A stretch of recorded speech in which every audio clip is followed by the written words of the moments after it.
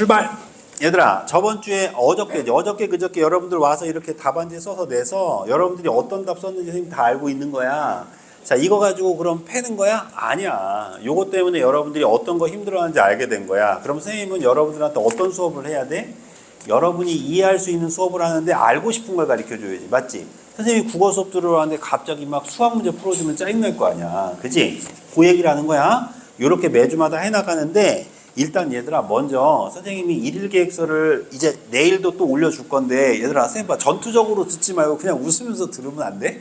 자, 일일 계획서를 내일도 올려줄 건데 월, 화, 수, 목, 금에 매일매일 한 지문씩 여러분들 일단 먼저 문제 풀고 있죠. 그럼 원래 우리가 일주일의 목표가 뭐냐면 총 10지문을 푸는 거였는데 선생님이 한 지문으로 바꿨지. 원래 매일 2지문씩이었어. 월요일날 2지문, 화요일날 2지문인데 그러지 말고 한 지문씩 해라 이렇게 했던 이유가 뭐냐면, 월요일부터 금요일까지 5지문을 하는 게 너희들이 국어 습관을 들이는 게 훨씬 더 좋겠더라고. 2지문을 풀려고 그러면 하다가 안 하는 경우들이 생길 것 같은 거야. 선생님이 꼭 부탁하고 싶은 건 뭐냐면, 매일매일 한 지문씩 5지문을 푼 친구와 몰아서 5지문을 푼 친구는 결과론적으로 보면 매일매일 한 친구가 훨씬 더 유리할 가능성이 높아. 중요한 거는 매일매일 해야 돼. 왜 그러냐면, 얘들아 쌤 봐봐, 국어는 습관적으로 하는 게 필요하거든. 그럼 좋은 습관을 들이려면 일단 어떻게 만들어야 좋은 습관이 들까? 양이 많으면 안 돼. 양이 많으면 습관을 못 만들어. 너희들 만약에 팔굽혀펴기 하루에 100개씩 하라고 그러면 너희들 습관 만들 수 있겠어 없겠어? 하다가 좌절하지 않을까? 근데 만약에 습관으로 팔굽혀펴기 매일 1개씩 하기 이러면 할까 안 할까? 할 가능성이 높지. 그래서 일단 습관을 만들 때는 많이 하는 게 아니라 매일 할 수 있는 걸 만들어야 돼. 그럼 여기 봐봐. 이 습관을 만들어낼 때 제일 좋은 방법이 뭐냐면은, 일단 조그마한 건데 그거보다 더 좋은 방법이 있어. 더 중요한 건 뭘까? 내가 원래 하고 있는 습관에다가 붙이는 거야. 다시, 내가 원래 하고 있는 습관에다 뭐 하는 거라고? 붙이는 거야. 그러면 그건 매일 하게 되겠지. 그럼 그거 할 때 붙이면 그걸 할 가능성이 높은 거야. 그래서 너희들 약 있지, 약 보통 약사들이 뭐라고 그래? 밥 먹고 나서 먹으라고 그러지. 그럼 왜 밥 먹고 나서 먹으라고 할까? 밥은 맨날 먹으니까. 그러니까 결과적으로 밥을 먹고 약을 먹는다는 건 무슨 말이냐면, 약을 안 빼먹고 먹게 하기 위한 전략이란 말이야. 물론 빈속에 먹는 게 안 좋을 수도 있지만. 쌤 말 무슨 말인지 이해가? 그러면 밥을 먹자마자 약을 먹으면 잊어먹지 않을 가능성이 높잖아. 그지? 그러면 예를 드는 거야. 우리 아연이는 매일 아침마다 습관적으로 하는 일이 뭐야? 응? 어떤 거? 아니 가끔 하는 거 말고, 씻는 건 아연아 가끔 하잖아. 그러니까 씻는 거 말고 매일 아침에 일어나면 습관적으로 하는 게 뭐야 우리 아연이는? 좋아요. 생각만 해도 좋아. 양치하는 거. 그게 씻는 거잖아. 그럼 양치할 때 국어 지문 보기는 좀 어렵지 않을까? 그지? 그러면 이렇게 하는 거야. 아연이는 양치 끝나자마자 국어 지문 하나 풀기. 이렇게 붙이는 거야. 그러니까 그럼 양치를 안 하는 날보다 하는 날이 많지, 아연아? 그러니까 안 하는 날도 있어 혹시? 없었으면 좋겠어. 그런 사람이면 안 만나고 싶어 나도. 알았지? 그러면 양치를 하자마자 무슨 지문 풀기? 국어 지문 풀기. 근데 그 지문이 만약에 양치하자마자 국어 지문 10개 풀기, 이건 풀까 안 풀까? 안 푼다니까. 못 한다니까 얘들아. 이거 너희들 냉정하게 생각해야 돼. 공부는 습관적으로 해야지 의무적으로 하면 안 돼. 그래서 너희들한테 내가 여태까지 숙제 절대 안 내주는 이유가 뭐야? 숙제를 숙제로 하니까 그래. 그래서 선생님이 여러분들 매일매일 그거 보내줄 때, 일기예서 보낼 때 맨 처음에 1번이 뭐였어? 절대 숙제하지 말라고 써였지. 숙제하는 게 아니라 공부하는 거야, 공부. 새 말 이해되지? 그러니까 매일매일 얘들아 한 지문씩을 연습해봐. 그럼 나중에 여러분들이 개인적으로 쌤한테 와서 쌤 저 양 좀 늘려주세요. 나 2개 할 거야. 이렇게 얘기하면 그때는 그 친구들은 2개로 만들어줄게. 내 말 이해되지? 근데 한 지문 하기 전까지는 그거 먼저 하지 말자. 알았지? 그럼 아연이는 이제 내일부터 월요일부터 할 때 어떻게 해야 돼? 양치를 딱 끝나면 바로 앉아가지고 먼저 한 지문만 푸는 거야. 자, 그럼 쌤 보자. 그럼 비문학이라고 하는 이 독서는 얘들아 눈으로 글을 읽는 게 아니지. 눈으로 글이 끝나는 게 아니라 이 글에 담겨진 뭘 파악하는 거라 그랬지? 의도를 파악한다. 그럼 얘들아 이 의도를 파악한다는 건 말 그대로 얘들아 그 사람이 이 말을 왜 썼는지에 대한 생각을 읽어내는 거지. 그럼 생각을 읽어내려면 내가 뭐 해야 돼? 생각을 해야 생각을 읽을 거 아니야. 그지? 그런데 이때 장치가 하나 필요해. 연결의 논리를 가지고 읽는 거야. 알겠지? 자, 예를 들어서 발이라는 단어가 있어. 준서야, 발이 뭐야?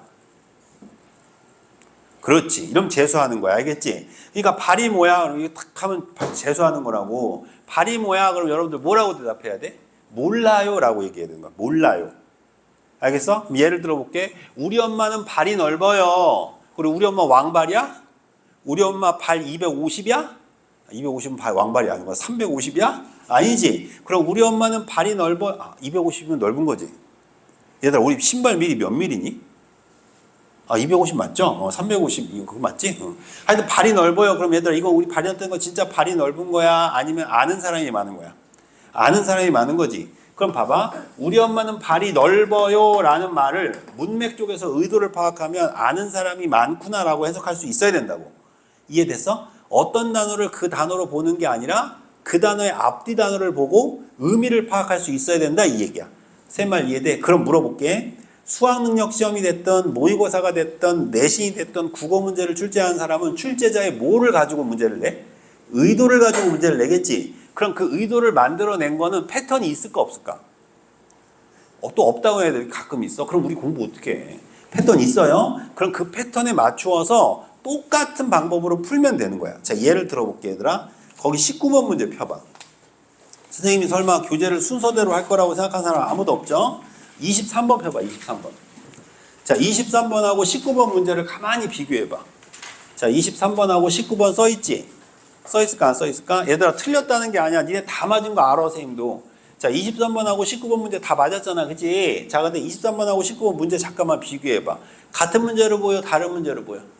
같은 문제로 보이지? 그럼 물어볼게. 같은 문제라는 건 푸는 방법도 같아야 된다는 거야.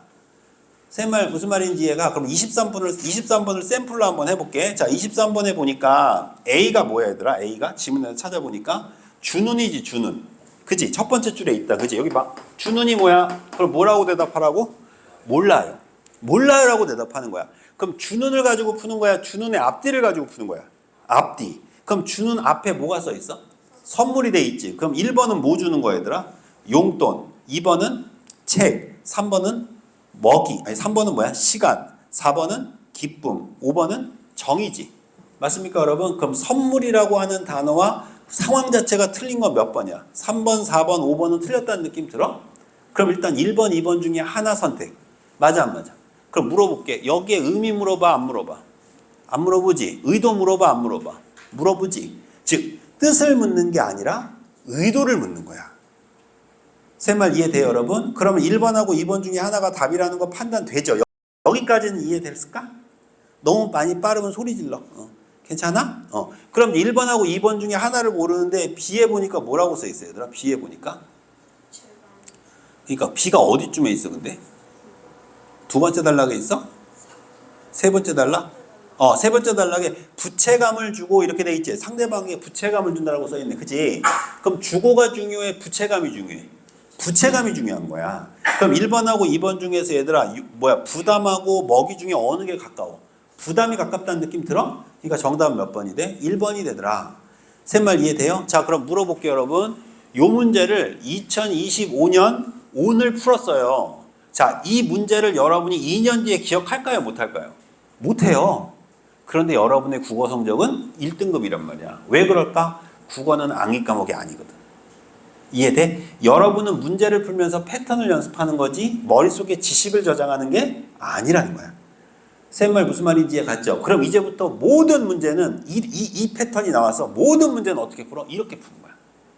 이제 이해돼? 그럼 안 풀려? 그러면 선생님이 사기친 거야. 이제 무슨 말인지 알겠어? 똑같은 패턴을 만들어 놓고 그 패턴에 따라 연습하는 거야. 그럼 연습할수록 속도가 뭐 할까? 빨라지겠지. 그렇지. 근데 지금은 빠를까 느릴까? 느리겠지. 당연히 느려야지. 빠르면 절대 안 돼요. 쌤 말 이해되지? 빨리 풀지 말고 천천히 풀면서 어떻게 생각하는지의 사고 요령을 배우는 거야. 여기까지 됐어요 여러분? 자, 요게 바로 우리가 오늘 여러분들하고 저하고 연습할 건데, 자, 선생님 봐봐. 여기 뒤에 타이틀에 뭐라고 써놨어 선생님이? 국어는 뭐 하는 게 아니라 배우는 게 아니라 뭐 하는 거라고? 고치는 거다. 이거 엄청 중요한 얘기 얘들아. 들어봐. 국어는 듣기 평가야 읽기 평가야? 읽기 평가거든. 근데 너희들은 국어를 듣기 평가인 줄 아는 애들이 있어. 국어를 듣기 평가한다는 건 선생님이 지문을 읽어주고 너희들은 앉아서 듣는다는 뜻이거든. 근데 시험장에 들어가면 누가 읽어야 돼? 니네가 읽어야 돼. 그럼 얘들아 듣기 평가를 하면 안 되고 뭐를 해야 돼? 읽기 평가 연습을 해야 되는데 읽기 능력을 향상하려면 먼저 얘들아 배우는 게 아니고 고치려면 뭐 해야 될까? 너희들의 눈으로 먼저 뭐 해야 될까? 읽어야 돼. 그래서 선생님이 여러분들이 지금 코칭 시간에 왔을 때 오늘도 수업 시작하기 전에 미리미리 먼저 풀어보라고 시킨 이유가 이것 때문이라고. 그러면 지금 여러분들은 그 과정을 한번 연습했죠? 그럼 여러분들은 지금 모르는 거예요? 고치려고 앉아있는 거예요? 고치려고 앉아있는 거예요. 고치려고. 그럼 그걸 선생님이 지금부터 고쳐드리는 거예요. 제 말 이해됩니까? 그럼 여러분들한테 오늘 난이도가 좀 있는 것부터, 난이도가 쉬운 것부터, 있는 것부터 먼저 좀 고쳐주고, 그리고 나서 쉬운 걸 좀 해볼게. 알았지? 자, 요거 가지고 한번 해볼게. 자, 요게 아마 내가 볼 때는 서양 철학 지문 중에서는 제일 좀 녹록지 않은 지문이었을 거야. 요 지문하고 뒤에 지문. 고등학교 3학년 지문. 맞지? 요 지문 해결되면 나머지는 조금 더 수월할 텐데, 자, 쌤 봐봐. 매주마다 10지문씩 연습을 하는데 얘들아 매주마다 10지문을 여러분들한테 숙제로 내주는 게 아니라 공부하는 거라는 거 잊어버리면 안 돼. 알겠지? 그리고 수업 시간에 10지문을 다 해설할 수는 없어. 그런데 수업하다가 선생님이 설명을 해줬는데 만약에 듣고 싶었는데 못 들은 지문이 있어. 그럼 목요일 금요일 날 뭐 하면 돼? 질문하시면 돼요.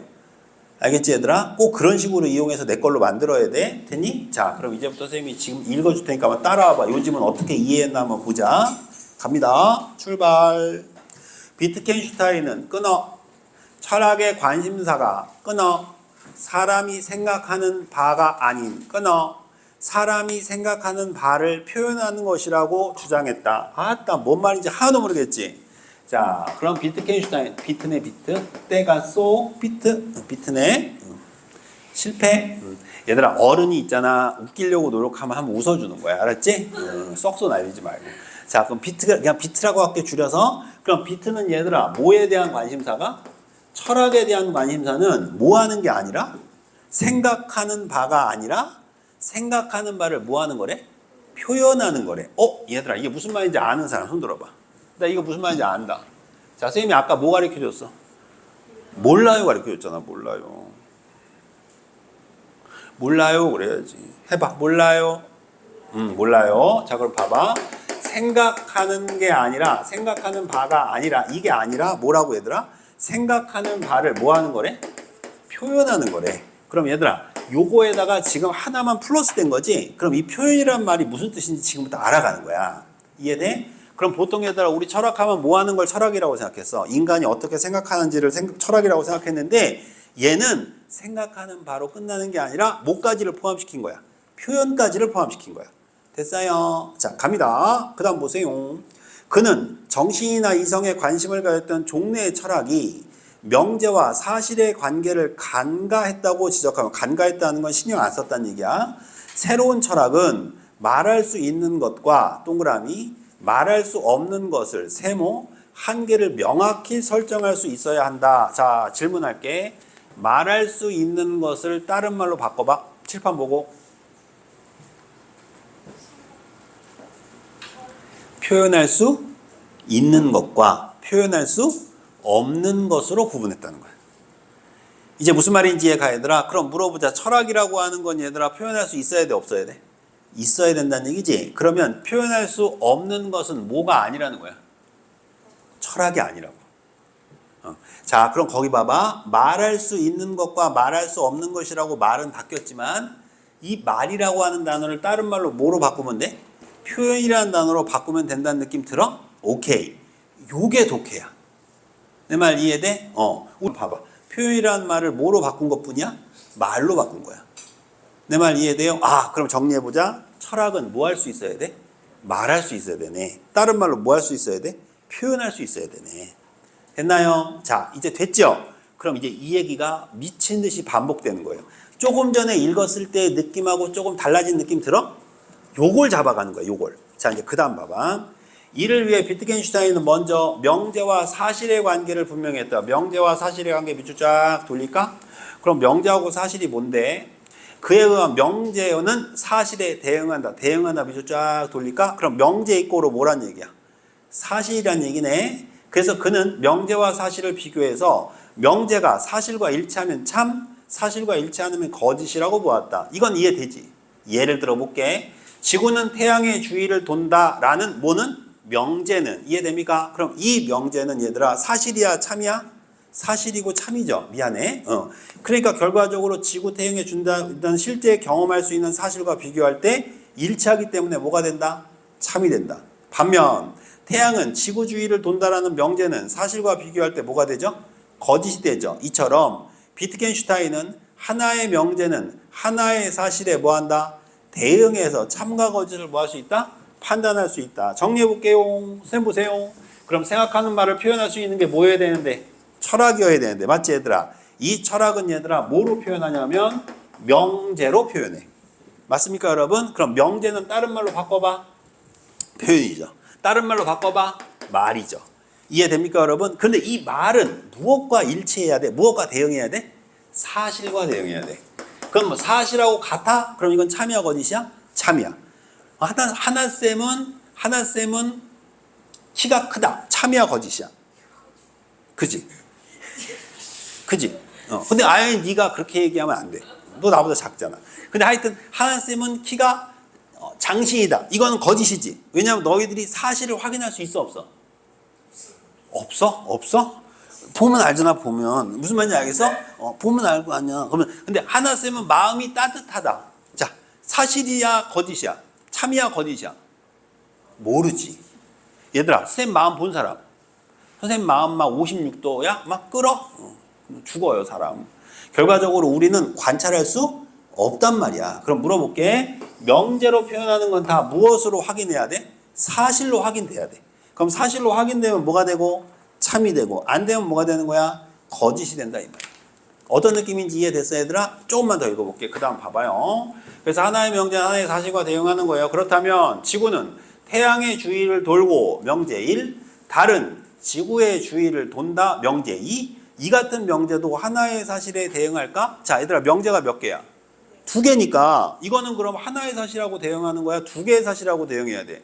2개의 사실로 대응해야 되는 거 아니야? 이거 하나의 사실에 대응될까? 비트겐슈타인은 진리함수를 통해서 이 같은 고민을 해결하려고 한 거야. 그는 어떤 명제는 그 안에 좀 더 단순한 형태의 명제들을 포함할 수 있다고 생각을 했어. 그래서 명제와 사실의 관계에 있어 논리적 기초가 되는 요소 명제라는 언어 단위를 도입한 거야. 그럼 요소 명제가 뭔데? 그에 따르면 요소 명제는 뭐냐면 더 이상 분석할 수 없는 최소한의 언어 단위거든. 그래서 최소의 사실 단위인 원자 사실에 대응하는 거야. 그럼 얘들아, 지구는 태양의 주위를 돈다가 바로 무슨 명제야? 요소 명제가 되는 거지. 또 다른 지구 주위를 돈다가 무슨 명제가 돼? 요소 명제가 되는 거지. 이제 이해됩니까? 그럼 요소 명제가 몇 개 있는 거예요? 여기는 2개 있는 거네. 맞습니까? 그럼 원자 사실은 몇 개 있는 거예요? 원자 사실은 2개 있는 거죠. 왜냐하면 얘들아 최소의 사실 단위 원자 사실에 대응한대잖아. 그럼 요소 원자 수가 최소 원자 아니 사실 원자 수잖아. 이해돼? 자 이렇게 대응한다는 거야. 그래서 요소 명제가 원자 사실과 일치하면 참이고 일치하지 않으면 거짓이라는 걸 갖는다고 보았으며 명제의 진리값이 나올 수 있는 경우의 수를 진리 가능성이라고 보았다. 여기까지 이해됐나요? 자 계속 읽습니다. 그에 의하면 요소 명제의 진리 가능성은 언제나 참과 거짓 2개가 되죠. 맞죠? 참 아니면 뭐죠? 거짓이죠. 그죠? 또한 그는 2개 혹은 그 이상의 요소 명제들로 구성된 명제를 뭐라고 불렀다? 복합 명제라고 불렀다. 맞지? 요소 명제가 지금 2개 이상이면 다 뭐라고 부르는 거야? 복합 명제. 그럼 얘들아 위에 지구는 태양의 주위를 돌고 다른 지구의 주위를 돈다는 무슨 명제가 되는 거야? 복합 명제가 된다는 얘기지. 내용 정리돼? 오케이. 자 이래서 복합 명제에 구성하는 각각의 요소 명제는 왜 각각인지 알겠지? 각각 하나의 원자 사실과 대응하기 때문에 왜 각각 대응하는지 알겠지? 여기서 나올 수 있는 진리값의 조합은 모든 경우의 수가 복합 명제의 진리 가능성이 된다고 보았다. 결국 정리해 줄게. 복합 명제가 몇 개의 요소 명제로 이루어졌냐에 따라서 요소 명제의 수를 n이라고 놓는다면 복합 명제의 진리 가능성은 2의 n승이 된다. 자 그럼 물어보자. 쌤 보자. 그럼 2의 n승으로 표현하는 거야. 그런데 요소가 2개야. 그러면 얘들아 참과 거짓으로 나올 수 있는 진리 가능성은 몇 개가 되는 거야? 4개가 되는 거지. 왜냐하면 2의 몇 승이니까? 2승이니까. 내 말 이해돼? 그럼 만약에 요소 명제가 3개야. 그럼 2에 몇 승이 돼? 3승이 되는 거지. 그럼 참과 거짓으로 판단하는 건 몇 가지 요소가 나오는 거야? 8가지가 나오는 거지.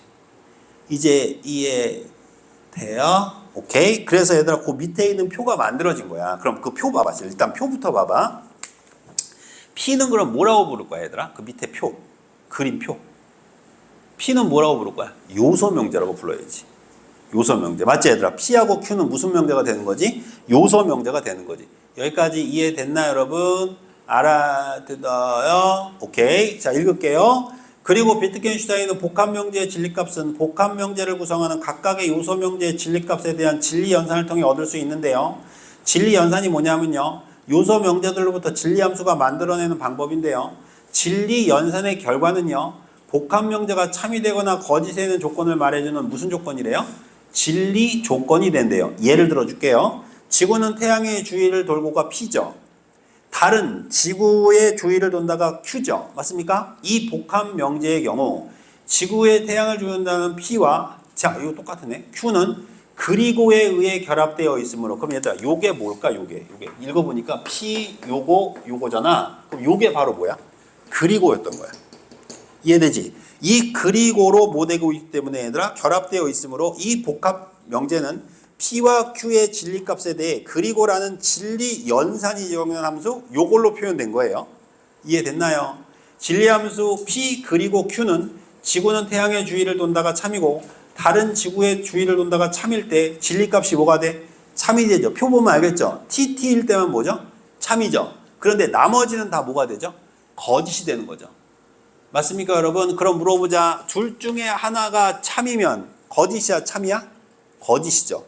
둘 중에 2개가 참일 때에만 뭐가 되는 거죠? 참이 되는 거죠. 이해됐습니까? 자 오른쪽 갑니다. 이를 비트겐슈타인이 고안한 진리표를 만들어 보면요. PQ의 진리 가능성은 TT, FT, TF, FF 몇 가지 경우가 나와요? 4가지. 왜? 얘들아 무슨 요소가 몇 개니까? 요소 명제가 몇 개니까? 2개니까. 2에 2승이다. 그러니까 몇 가지 경우가 나온다? 4가지 경우가 나온다. 이 말을 써는 거야 지금. 알아듣어요? 자 그럼 물어보자 얘들아. 이제 요거는 너희들 이해했으니까 됐어. 선생님 봐봐. 머릿속에 드러나. 자 비트는 철학은 뭐 할 수 있어야 철학이라고 그랬어? 표현할 수 있어야 돼.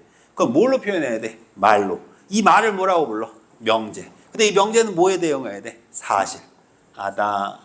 알아듣어요? 오케이. 그럼 마지막 달러 가볼게. 비트겐슈타인은 이렇게 복합명제 다른 말로 바꿔봐. 복합명제 말. 다른 말로 바꿔봐. 표현.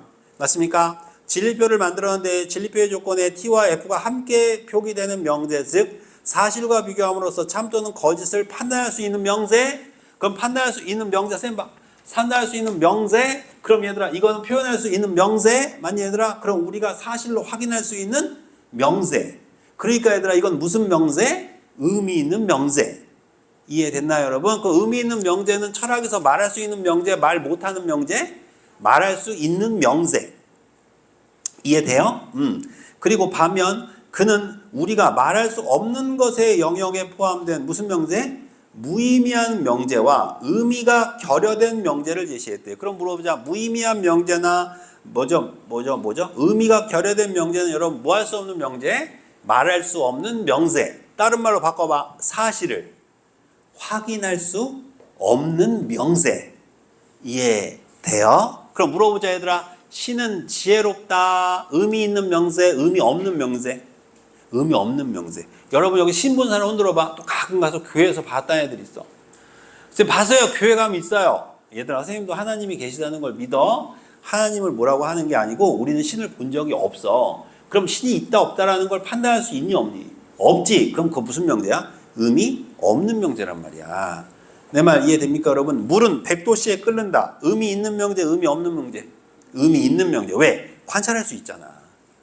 쌤 말 무슨 말인지 갑니까? 요 얘기하는 거예요. 알겠어요? 그래서 무의미한 명제, 의미가 결여된 명제, 무의미한 명제, 그 명제에 대응하는 사실이 없어요. 참과 거짓 가려낼 수 없어요. 의미를 결여한 명제, 그 명제는 대응하는 사실도 없지만 언제나 참이거나 언제나 거짓인 명제예요. 그러니까 얘들아 가려낼 수도 없는데 언제나 참이고 언제나 거짓이야. 무슨 말인지 이해가 얘들아? 만약 의미를 결여한 면세를 진리표로 만들면 그 진리 조건은 언제나 모두 참이거나 언제나 모두 거짓으로 표기가 될 거란 말이야. 내 말 알아듣겠니 얘들아? 이런 거랑 똑같은 거야. 쌤 보자. 하나쌤은 국어를 졸라 잘 가르친다. 의미 있는 명세, 의미 없는 명세. 잘 가르친다가 어떻게 가르치는 거니? 그렇지. 말로 표현할 수 없는 거야 사실은. 이해돼 얘들아? 무슨 명세? 의미 없는 명세. 그런데 이 명세는 무조건 참이야. 얘들아 표정 그렇게 하면 안 돼요. 자 거기까지 됐어요? 그래서 이는 진리 연산의 결과와 상관없는 표기다. 결국 비트겐슈타인은 진리 함수 이론을 통해 우리가 말할 수 있는 영역에는 참 또는 거짓으로 판단할 수 있는 의미 있는 명제밖에 없다. 그럼 얘들아 피타 아저씨는 철학은 그럼 뭐 할 수 있는 것만 해야 된다는 걸까? 말할 수 있는 것만 말해야 된다는 얘기야. 그럼 철학은 얘들아 말할 수 없는 걸 얘기하면 안 된다는 거야. 이게 이 글을 쓴 사람의 의도인 거야. 쌤 말 이해됐어 얘들아? 그럼 머릿속에 다물어봐. 자, 넣어봐. 자, 철학은 얘들아 의미 있는 명제가 뭘로 나뉘어? 의미 없는 명제로 나뉘지. 근데 이 철학은 의미 있는 명제가 되기 위해서는 뭐가 가능해야 돼? 말할 수 있어야 돼. 그럼 말을 할 수 있다는 건 확인이 가능해야 돼? 불가능해야 돼? 가능해야 돼. 내용 많아 적어? 적지. 자, 이거 가지고 문제 푼다. 자, 34번 갑니다. 여러분 요거에 4번이 답일까요? 명제와 사실의 관계를 밝히고. 맞습니까? 그렇죠. 이와 관련된 특정 이론을 구체적인 예시를 사용해서 설명하고 있는 거 맞아요? 뭐 P이면 Q이다 막 이런 거 나오고 뭐 지구 나오고 막 달 나오고 했어요? 자, 요건 다 맞췄죠? 넘어갑니다. 자, 두 번째 문제 보세요. 비트겐슈타인의 관점에서 기억을 이해하래요. 기억이 뭔데요? 기억이 뭔지 말해보아요. 요소 명제네요. 맞습니까 여러분? 그럼 요소 명제는 여러분 의미 있는 명제, 의미 없는 명제, 의미 있는 명제. 맞아요? 왜? 말했으니까. 맞아요 여러분? 이거 5번이 틀렸죠. 무의미한 명제를 의미를 결여된 명제와 구분하는 것이다. 여러분 둘 다 의미 없는 명제란 얘기예요. 요소명 이 두 개는. 맞습니까 여러분? 요소명제는 의미 있는 명제여야 되죠. 맞나요? 알아듣겠나요? 자 36번 갑니다. 윗글을 바탕으로 보기에 진리표 1을 이해한 내용으로 적절하지 않은 겁니다. 진리 연산의 결과. 자 위에 보니까 다 진리표 1 봐봐. T, FG. 2번 봐봐요. 복합명제의 진리값이 F일 때는 F일 때 보세요. 뭐일 때만 F예요? 둘 다 F일 때만 F네요. 맞습니까 여러분? P와 Q에 대응하는 원자 사실이 없는 경우다. 여러분 원자 사실이 없으면 의미 없는 명제예요. 의미 없는 명제. 없는 명제. 없는 명제. 그럼 이건 진리표가 안 돼요. 정답 몇 번이에요? 2번. 먹으세요 라고 준 거예요. 아, 맛있게 먹어요 이렇게 얘기한 거예요. 우리 안 먹어요. 안 먹어. 난 토할 거야. 자 37번 볼게요. 이번엔 진리표 2라고 뭐 보래요? 진리표 2 보고 반응하래요. 맞죠 여러분? 자 1번부터 해볼게요. 적절한 거예요. 진리표 1과 진리표 2의 진리 함수는 서로 같아요? 아니요. 진리 함수 달라요. 생겨먹은 게 달랐잖아요. P, V, Q고 얘는 P 화살표, Q 화살표, P잖아요. 그죠? 2번 진리표 1과 달리 진리표 2는 의미를 결여한 명제를 진리표로 만든 거겠군. 잘 만든 선택지예요. 브라보! 왜 그럴까 얘들아? 그 P 별표 Q에서 P 간 거 결과값 봐봐. 다 T지. 그럼 다 참이란 얘기지. 자 아까 지문 맨 마지막 끝에서 하나 둘 셋 넷 다섯 여섯 일곱 번째 줄에 보면은 이런 게 돼 있어 얘들아. 의미를 결여한 명제는 그 명제에 대응한 사실은 없지만 언제나 참이거나 언제나 거짓인 명제다. 보이세요 여러분? 그럼 이건 얘들아 뭐지? 계속 참이니까 언제나 참이 명제지. 그러니까 의미를 뭐한 명제? 결여한 명제다. 이해됩니까? 그 정답은 몇 번? 2번이 된 거예요. 아시겠어요? 그럼 3번 봐봐요. 진리표 1과 달리 진리표 2의 복합명제는 말할 수 있는 것에 영향을 속한다. 맞아요? 그렇죠. 말할 수 있는 것에 속하죠. 맞습니까 여러분? 아니죠. 진리표 1이 말할 수 있는 것에 속하죠. 큰일 날 뻔했네. 진짜 틀릴 뻔했어요. 속을 뻔했어요. 진리표 1과 달리 진리표 2가 아니라 진리표 2와 달리 진리표 1이 되는 거죠. 그죠? 우리 보림이가 지금 지적하려고 탁 반짝했는데 내가 바로 잡았어요.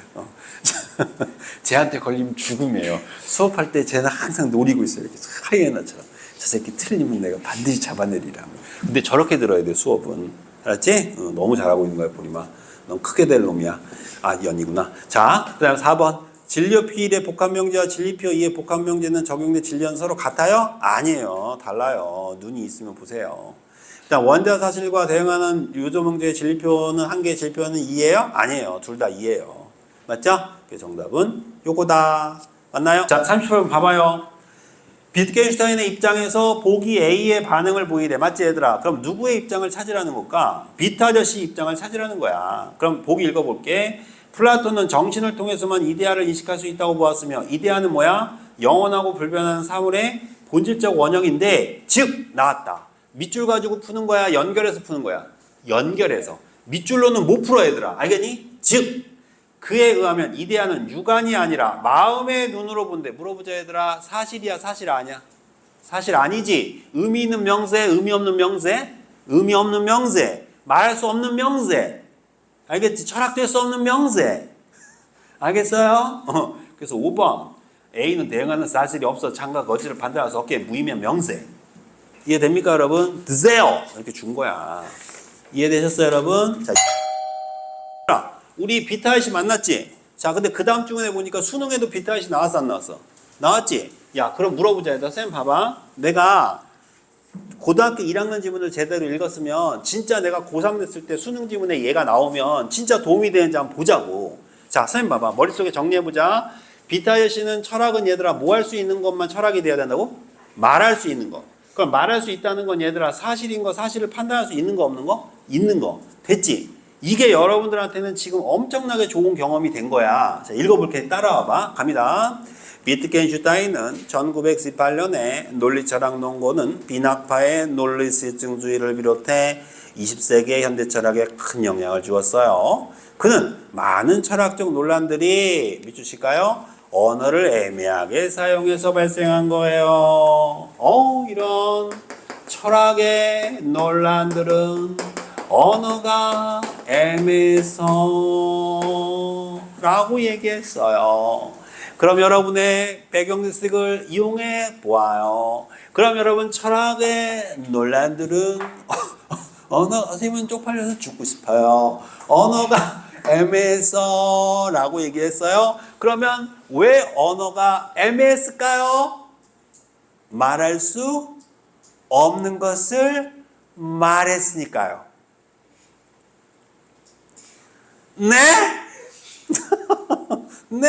읽을게요. 계속 읽어볼게요.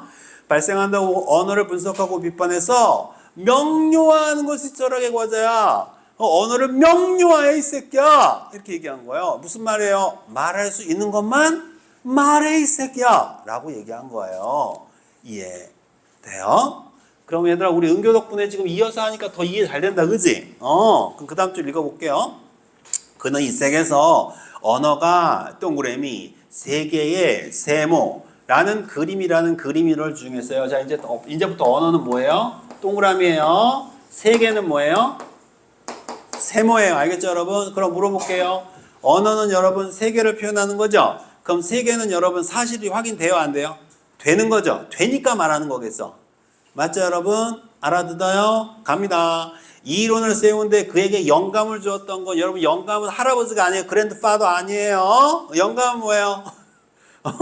이렇게 생각 이런 거 알겠죠 여러분? 생각을 줬던 건 교통사고를 다루는 재판에서 장난감 자동차와 인형 등을 이용한 모형을 통해 모형 뭐죠 여러분? 동그라미 사건을 설명했다. 사건 뭐죠? 세모입니다. 그럼 여러분 모형은 뭘 설명한 거죠? 사건을 설명한 거죠. 선생님 보세요. 언어는 뭘 설명한 거죠? 세계를 설명한 거죠. 언어라는 말을 뭘로 바꾼 거예요? 모형으로 바꾼 거예요. 세계라는 말을 뭘로 바꾼 거예요? 사건으로 바꾼 거예요. 같은 말이다 이런 말이에요. 언어는 세계고 모형은 사건이에요. 같은 말이다 이런 얘기예요. 알겠어요? 갑니다. 그런데 동그라미를 가지고 세모를 설명할 수 있는 이유는 무엇일까? 지금 이제부터 선생님 글자로 읽어요? 기호로 읽어요? 기호로 읽을게요. 그것은 모형이 실제 자동차와 사람에 대응하기 때문이다. 모형 동그라미고요. 실제 자동차는 뭐죠? 세모죠. 그는 언어도 이와 같다. 언어 못 찍어죠? 동그라미. 언어가 의미를 갖는 것. 언어 뭐죠? 동그라미. 언어가 무엇과 대응하기 때문이죠? 세계 세모. 다시 말해. 또 말할 거야. 그만 말해. 안 듣고 싶어. 언어가 동그라미 세 개의 세모, 존재하는 것들을 가리키고 있기 때문이다. 그럼 여러분, 언어는 세 개 존재하는 것들을 가리키는 거예요? 그럼 세 개 존재하는 것들은 여러분, 우리가 확인할 수 있는 거예요? 없는 거예요? 없대요. 환장하겠네. 있는 거, 있는 거예요. 있는 거예요. 있는 거예요. 그러니까 무슨 명제예요? 말할 수 있는 명제. 맞아요, 민준아. 자신있게 얘기해. 자신있게 잘했어. 그걸 무슨 명제? 의미 있는 명제다. 다시 말해, 언어가 동그라미 세 개, 세모에 존재하는 걸 가리키고 있기 때문이에요. 언어는 명제로 구성되어 있으며, 명제 동그라미 세 개는 사태로 구성되어 있어요. 사태 세모. 명제들과 동그라미 사태들은 세모. 각각 서로 내용해요. 선생님! 이거 1학년 모의고사에 나왔던 거예요. 맞아요. 맞아요. 이처럼 언어 동그라미 세 개, 세모는 논리적 구조는 동일하며 언어 동그라미 세 개, 세모는 그림처럼 기술할 수 있다. 맞습니까, 여러분? 자, 이렇게 풀었는데 41번이 1번이 답이 아니라는 걸 판단할 수 없어요? 있어요. 이해됐죠, 여러분? 이거예요. 그래서 기억 언어 동그라미 세 개 세모죠. 명제 동그라미 사태 세모죠. 맞습니까, 여러분? 이렇게 푸셔서 1번을 찍으셨던 거예요. 정리되셨어요? 자, 그럼 물어볼게요, 여러분. 세 개를 표현하는 게 뭐죠, 여러분? 언어다, 이 얘기예요. 그럼 이 언어로 표현한 게 뭐죠, 여러분? 철학이다, 이 얘기예요. 그럼 철학은 여러분 뭘 표현한 거예요? 세 개를 표현한 거다, 이 말이에요. 정리됐어요? 자, 계속 읽을게요. 그림 이론에서 명제에 대응하는 사태는, 즉 사실은, 사태는 사실이 아니라 뭐래? 사실이 될 수 있는 논리적 뭐래? 가능성이래. 그럼 얘들아, 논리적 가능성이 더 센 보자. 얘들아, 참이 될 수도 있고 거짓이 될 수도 있다.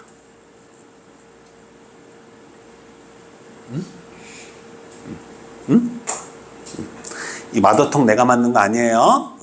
자, 기출문제예요. 따라서 언어를 구성하는 명제들은 사실적 그림이 아니라 무슨적 그림이다? 논리적 그림이다. 사태가 실제로 일어나서 사실이 되면 그것은 참이 되지만 사태가 실제로 일어나지 않으면 거짓이 되죠. 어떤 명제가 의미 있는 명제가 되기 위해서는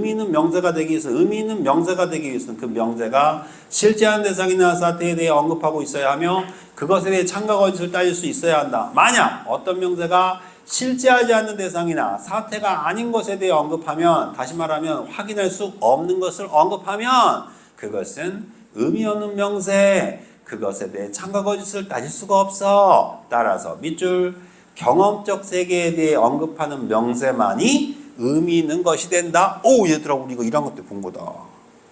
맞습니까, 여러분? 자, 그럼 비트겐슈타인 아저씨가 하고 싶었던 말은 뭐야, 얘들아? 우리가 확인할 수 있는 것만 명제로 해야 된다. 다른 말로 철학자들은 말할 수 있는 것만 말해야 된다. 그런데 왜 애매해진 거야? 철학자들이 말할 수 없는 것들을 말하니까 애매하다고. 오케이. 그래서 그 다음 단락 갑니다. 이러한 관점에서 비트겐슈타인 아저씨는요, 기존의 철학자가 놓았던 씬, 본 사람, 영원, 본 사람, 형이상학적 주체, 본 사람, 윤리적 가치, 본 사람, 또 가끔가다 또 윤리 봤다는 애들이 있어. 선생님, 저 윤리 봤어요. 내 친구 이름 윤리야. 최윤리. 또라이예요. 알겠죠, 여러분? 못 보죠? 못 보니까 무슨 명제? 의미 없는 명제. 의미 없는 명제. 관련된 논의가 의미 없는 말들에 불과하다. 왜냐하면 그 말들은 가리키는 대상이 세계 속에 존재하지 않는, 즉 경험이 가능하지 않은 대상이기 때문이다. 이와 같이 형이상학적 문제, 의미 없는 명제, 관련된 명제나 질문들은 의미가 없는 말들, 그러한 문제 우리의 삶을 통해 끊임없이 드러나는 신비한 것들이지만 이에 대해 말로 답변할 수 없는 것들. 그래서 비트겐슈타인 아저씨는 이렇게 말했어요. 말할 수 없는 건 말하지 마. 이해돼요, 여러분? 침묵해야 합니다. 그게 말하지 말라는 얘기예요. 알겠죠, 여러분? 왜? 의미 없는 명제니까. 알겠죠, 여러분? 자, 물어볼게요. 아까 1학년 지문을 읽고 난 다음에 머릿속에 그것이 이해된 사람은 이 지문을 읽었을 때 이해가 더 쉬웠을까, 어려웠을까? 쉬웠겠지. 제대로 읽은 사람은. 이해돼? 근데 이걸 문제풀이용으로 읽은 사람은? 그렇죠. 전혀 관계없어요. 너는 너대로, 나는 나대로. 이 아저씨는 비트겐슈타인, 이 아저씨는 비트겐슈타인 2. 큰일 나는 거예요. 그럼 200까지 나오겠죠. 비트겐슈타인 3, 4. 큰일 나요. 이해돼? 자, 문제 풀어보죠. 비트겐슈타인의 이론에 대해 적절하지 않은 것. 언어의 문제를 철학의 중요한 과제로 본 거 맞아요? 그렇죠. 언어가 애매하잖아요. 그림 이론이란 논리 실증주의에 영향을 줬어요? 첫 번째 단락에 있었고요. 맞습니까, 여러분? 사태와 사실의 개념을 구별했어요? 그렇죠. 사태는 사실이 아니라 사실이 될 수 있는 논리적 가능성이라고 했잖아요. 그죠? 4번은 뭐가 틀렸어요? 경험적 대상을 언급하는 명제는 항상 참이에요? 아니에요. 선생님은 농구선수가 아니에요. 알겠죠? 거짓이 될 수도 있어요. 정답은 4번. 의미 없는 명제는 뭐냐요? 의미 없는 명제 찾아보아라. 하나쌤은 한평생 바람직한 삶을 살아왔다. 어떻게 생긴 거야? 바람직한 삶. 이렇게? 어떻게 생긴 거예요? 이렇게? 어떤 게 바람직한 거예요? 알 수가 없어요. 이해됐죠? 얘들아, 예쁘다는 것도 사실은 굉장히 추상적인 거야. 맞아, 안 맞아? 그지? 우리 엄마 너무너무 예뻐요. 어떤 애가 봤을 때 안 예쁠 수도 있어. 맞아, 안 맞아? 그지? 굉장히 주관적인 거잖아. 그러니까 그런 건 말하면 안 된다는 거야. 자, 40번 풀었고 42번 풀어보자. 얘들아, 이 문제가 제일 어려웠던 문제야. 너희들이 요번에 45문제인가 풀었을 때 이 문제가 제일 어려웠던 문제야. 요 문제 푼 친구들은 너무너무 잘한 거야. 제대로 맞췄나 봐봐. 답을 맞춘 게 중요한 게 아니라 내가 생각해서 푼 게 맞는지 봐야 돼. 비트겐슈타인이 보기와 같이 말한 이유래. 이 아저씨 또 얘기했네. 그죠? 자, 비트겐슈타인 어떤 아저씨 했나 봐요. 사다리를 딛고 올라간 후 그 사다리를 던져버리듯. 그럼 어떻게 내려올 거야, 병신아. 논리, 철학, 농구를 이해한 사람은 거기에 나온 내용을 버려야 해. 버려야 해. 왜 버려야 해? 얘기해 줄게. 이 세 개 내용은 의미 있는 언어의 한계를 넘어선 것이야. 의미 있는 언어의 한계를 넘어선 것은 의미가 없는 것이야. 그럼 이 책의 내용은 의미가 없는 것에 대해서 말한 것이야. 맞아? 그러니까 말할 수 있는 범주에 속하지 않는 것이야. 그러니까 이 책은 쓰레기야. 개쓰레기 버려. 이해돼? 그럼 넌 왜 썼어? 쓰레기를 알려주려고. 이런 건 말할 수 없는 것이야. 그러니까 이런 건 말하면 안 돼. 알려주려고. 그럼 말할 수 없다는 걸 알았니? 그럼 이 책 버려. 이해돼요? 정답은 4번. 경험적 세계가 아니라 언어와 세계의 논리적 관계에 대해 언급하고 있기 때문이다. 맞습니까, 여러분? 알 수 없다. 이런 얘기죠. 이해됐나요? 이렇게 풀면 된다. 얘들아, 두 지문 비교해보니까 어때? 똑같지? 자, 똑같은데 아까 풀 때는 어땠어? 달랐지? 왜 달랐어? 화만 내지 말고 좀 대답을 좀 해봐. 내용이 이해가 안 된 거지. 이거도 돼? 얘들아, 이거 한번 들어봐. 되게 재밌는 지문이야. 멋있는 지문이야. 인간은 밑줄 한번 쳐봐. 지식의 체계 형성을 위해 끊어. 개념을 필요로 하는데 끊어. 문장 너무 기니까 여기까지만 읽고 끝낼래요. 자, 보세요. 인간은 뭐를 체계를 만든다고? 지식 체계를 만드는데 이 지식 체계를 만들 때 뭐가 필요하대? 개념이 필요하대. 개념. 자, 그럼 이제부터 우리는 개념이 뭔지 알아요? 몰라요? 가르쳐줬잖아. 오늘 세 단어만 배운 거야. 몰라요. 세자 배운 거야, 오늘. 개념 몰라요. 그럼 이제부터 개념 설명 나온단 말이야. 알겠지? 개념이 뭘까? 개념이란 이렇게 나오는 거야. 여러 관념 속에서 공통 요소를 뽑아내서 종합해서 얻어낸 보편적인 관념이다. 보편적인 동그라미 칠까? 그럼 개념은 뭐라고 물으신다면 보편적인 거예요. 맞습니까, 여러분? 자, 그럼 물어볼게요, 여러분. 요 분필을 뭐라고 불러? 필기도구라고 부르지. 그래서 사무용품도 괜찮아. 그 필기도구라고 써볼게요, 선생님이. 자, 필기도구다. 그럼 이 필기도구라는 개념 속에 뭐가 있는 거야? 분필도 있고 연필도 있고 볼펜도 있고. 맞지, 얘들아? 그럼 이거 다 무슨 도구야? 필기도구지. 그러면 얘네들을 한꺼번에 묶어서 뭐라고 하는 거야? 필기도구. 맞습니까, 여러분? 그럼 필기도구라는 개념이 만들어졌네요. 맞아요, 여러분? 그럼 얘네들이 갖고 있는 보편적인 특징을 갖다가 써놓은 거다 이 말이야. 아다, 뜯어요. 오케이, 갑니다. 사실은 독서 지문 공부할 때, 비문학 지문 공부할 때 우리 고딩들한테 선생님들이 조금 간과하고 계신 게 있는데 뭐냐면은, 얘들아, 읽으면 비문학이 쉬워져 이렇게 얘기하는데 그게 틀린 말은 아닌데, 처음에 읽을 때는 기본적인 개념 정도는 좀 알려주시고 읽어야 돼. 니네 경제 지문 읽을 때 왜 어려운지 알아? 경제 용어가 너무 낯선 거야. 얘네 니네 환율이란 말 잘 안 쓰지? 너희들 친구끼리 얘기할 때 환율 얘기해? 야, 이번에 환율이 올라가지고 우리나라 경제가 굉장히 위태롭대. 뭐 이런 얘기 안 해? 안 하잖아. 맞아, 안 맞아? 금리 이런 말 써? 금리 이런 말 쓰는 친구들은 좀 멀어질 것 같지 않니? 금리빨 같고, 그지? 이게 경제적으로 미안해. 그러니까 지금 큰 실수했네. 그 무슨 말을 하는 거냐면 그런 기본적인 용어 정도는 알려주고 나서 해야지. 그걸 선생님이 지금 하고 있는 거야. 쌤 말 이해됐지? 그러니까 일단 그렇게 하고 따라오면 되고 요 교재가 끝나면 고등학교에서 배워야 될 개념들은 이 책에서 끝이야. 그럼 2학년, 3학년 것들은 왜 풀어요? 그거는 이제 난이도가 있는 문제나 문장들을 연습하려고. 이해되지? 개념은 요 정도면 충분해. 알겠지? 자, 읽어볼게. 뭐라고 돼 있나 봐봐. 자, 이러한 개념을 통해 체계와 기준을 머릿속에 먼저 정해놓고 그것을 현실에 적용하는 걸 개념주의적 태도다 이렇게 얘기한다는 거야. 맞지 얘들아? 그럼 먼저 물어볼게 얘들아. 사물이 먼저야 개념이 먼저야? 개념이 먼저인 거야. 개념을 딱 정해놓고 이 개념에 들어오면 그렇게 부르고 안 들어오면 안 부르는 거지. 내 말 이해돼요 여러분? 그럼 물어볼게. 필기도구란 개념이 있는 거야 너희들 머릿속에. 이거 딱 보여주면 이거 뭐로 판단해? 필기도구. 내 말 이해돼 얘들아? 그런데 이 개념이 없으면 필기도구라는 개념이 없으면 판단할 수가 없다. 이걸 뭐라고 불러? 개념주의적 태도. 맞습니까 여러분? 하지만 들레주는 여러분이 들레주는 사람 이름이에요. 들레주는 이 세상에 동일한 것은 없다는 전제하에 그죠 여러분? 여기 앞에 있는 친구들 다 사람이죠.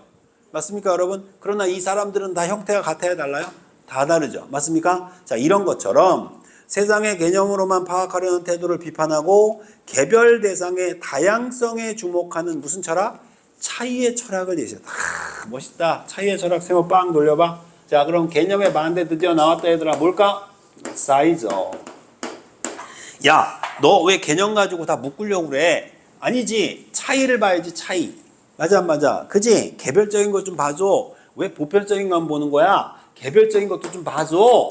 개별적인 거 봐야 되지 않겠어? 이렇게 얘기하는 거야. 이해돼요 여러분? 그럼 이제부터 미친 듯이 개념과 차이가 반복되겠죠. 맞아요 여러분? 읽어볼게요. 일반적으로 차이란 서로 같지 않고 다르다는 의미로 쓰이지만 들려주는 차이를 개념적 차이와 차이 자체 이렇게 구분했대요. 그럼 개념적 차이는 동그라미 빵 쳐놓고 차이 자체는 세모 빵 쳐놓으면 되겠다. 맞지 얘들아? 그지 얘들아? 계속 읽을게. 한다. 자신의 말하고자 하는 차이의 의미를 명확히 했어요. 이때 개념적 차이란 개념적 종차를 통해 파악할 수 있는 그 종차 오른쪽에 보니까 뭐라고 돼 있어? 상위 개념에 속한 동일한 층의 하위 개념 중 어떤 하위 개념이 다른 하위 개념에 구별되는 요소래. 맞지? 자 무슨 말인지 모르겠으니까 조금만 더 읽어볼게. 파악할 수 있는 어떤 대상과 다른 대상의 상대적 다름을 의미하는 거야. 그럼 물어보자 얘들아. 얘하고 얘는 분명히 무슨 도구야? 필기도구 맞지? 하지만 서로 같아 달라. 다르지? 이게 바로 무슨 적 차이? 개념적 차이라고. 이해돼요 여러분? 오케이. 자 이런 반면에 차이 자체란 차이 자체 세모치기로 했으니까 빵쳐. 개념으로 드러낼 수 없는 대상 자체의 절대적 다름이다. 절대적 다름 세모 빵쳐. 예를 들어 볼게요. 소금의 보편적 특성. 보편 나왔어요. 여러분 보편. 동그라미. 맞아요 여러분?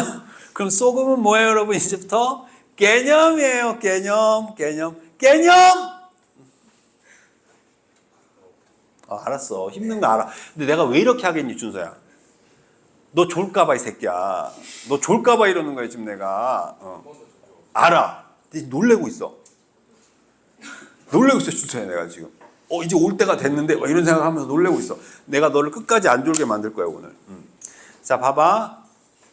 소금 못 쓸 거야 소금? 소금 동그라미. 천상의 목소리를 해줄게. 천상의 목소리. 동그라미. 소금 동그라미.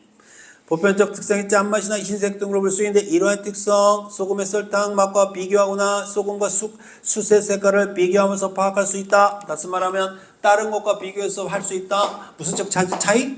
개념적 차이. 그치? 동그라미 세모. 동그라미. 맞아요 여러분? 말에 액센트가 있으니까 훨씬 듣기 좋죠? 여러분 집에 가면 이제 이것만 생각난다? 오늘 뭐 배웠니? 동그라미.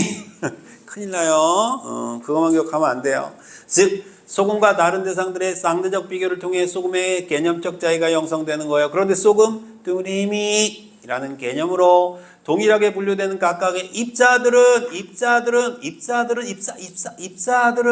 개별적인 거죠.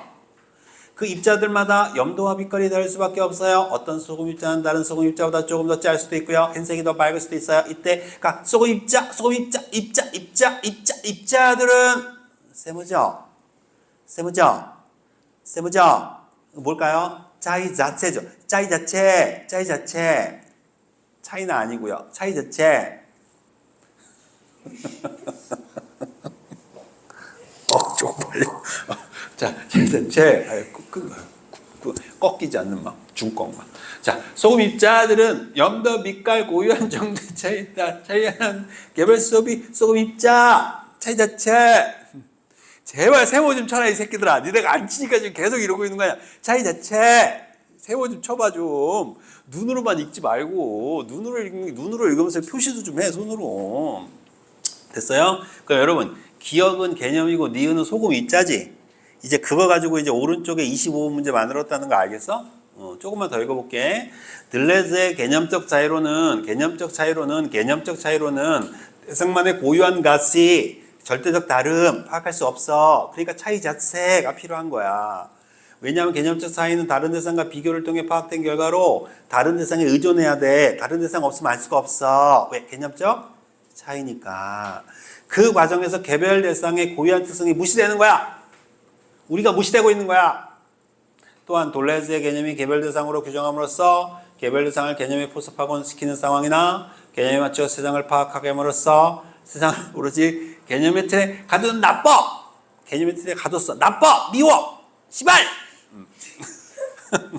그래서 개념의 틀 동그라미 맞아요 안 맞아요? 그죠? 왜냐하면 이 같은 상황은 미리 정해둔 개념 동그라미 부합하는 개별 대상은 좋은 것으로 그렇지 못한 개별 대상은 나쁜 것으로 규정하는 무슨 폭력? 개념 폭력이야. 나빠! 이제 알겠지 얘들아? 그럼 개념 폭력은 나쁜 거네 맞지 얘들아? 왜?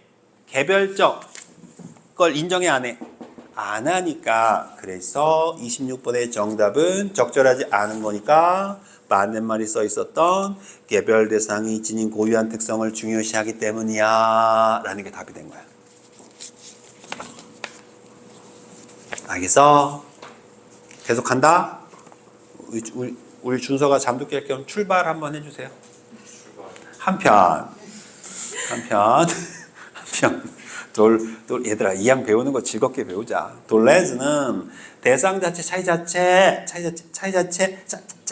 자체 세모치란 얘기야.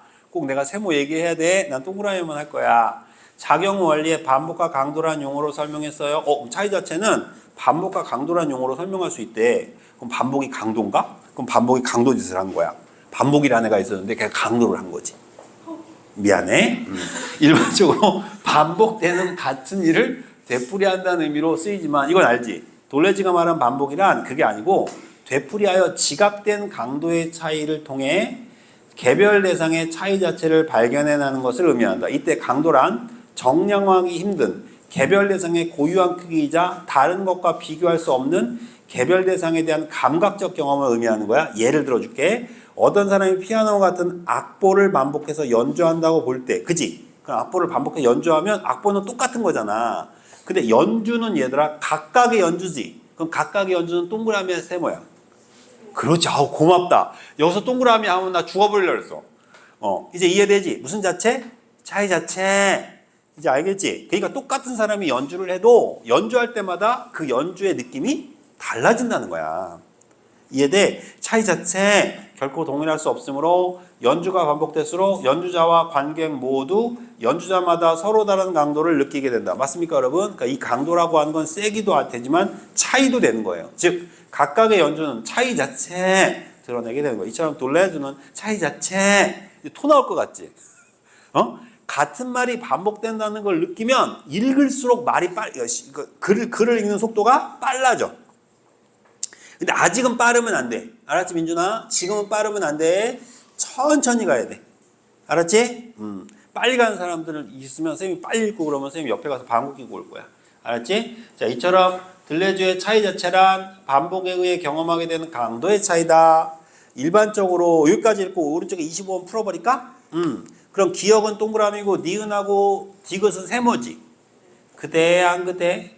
그러니까 얘들아 2번 기억과 달리 디귿은 차이 자체.